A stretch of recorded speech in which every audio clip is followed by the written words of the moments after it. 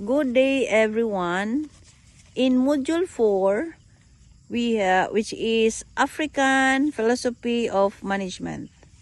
Indigenous African Management Philosophy, or the Ubuntu, Mabuvola in 2022 conflicts the question on whether indigenous African philosophy, particularly Ubuntu, can effectively guide management practices in modern organization. The author answered that Ubuntu promotes a relevance management philosophy because it promotes human dignity, shared responsibility, cooperation, and ethical leadership. These principles helps organization become more sustainable and socially responsible. He means to say that successful organizations are built not only through caring relationships, mutual respect, and concern for the well-being of employees and communities.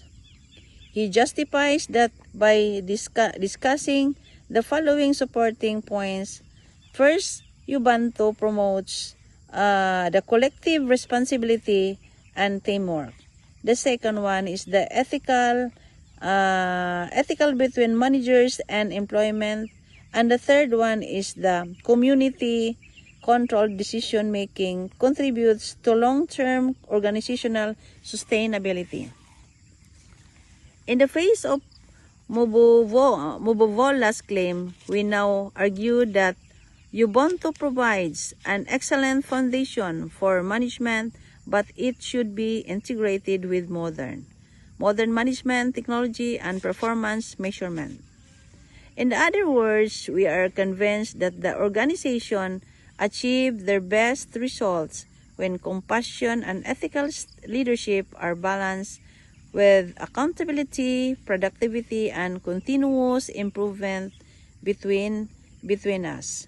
However, other things objects to this, asserting that the business operating into this highly competitive global economy should prioritize efficiency, profitability, and individual performance rather than community-oriented values.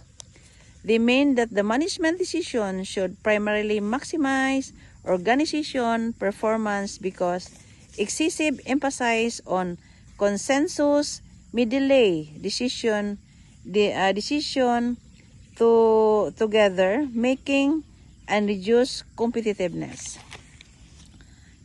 To this, we reply that the long-term organization success depends not only on the financial between ones, but also on employee comment, public trust, and ethical leadership.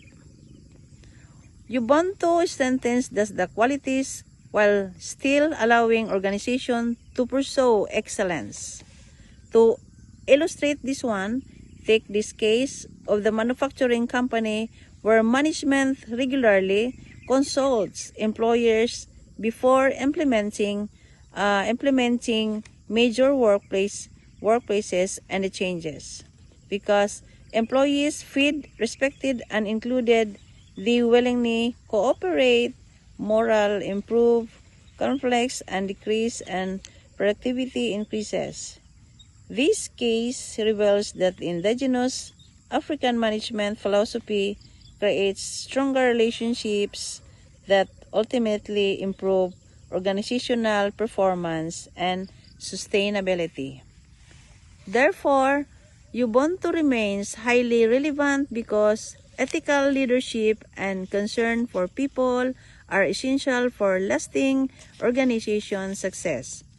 So starting today, as manager, we will lead with integrity, respect everyone, employees, encourage teamwork, make ethical decisions, pursue organization success while promoting the well-being of our communities. Thank you.